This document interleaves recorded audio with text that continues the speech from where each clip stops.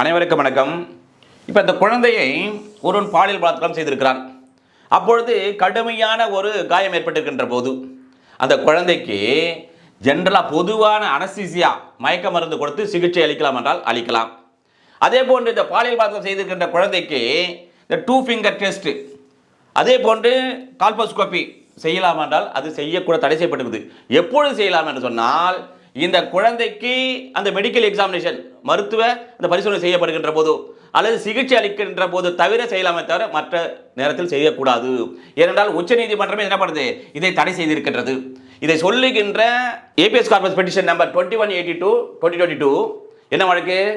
Gajendran versus the superintendent of police and another Madras ஹைகோர்ட்டுடைய direction கொடுத்திருக்கிறார்கள். முழு விவரங்களுக்கு இந்த சாட்சி லிங்கை பயன்படுத்தி வீடியோவை பார்த்துக்கொள்ளவும்.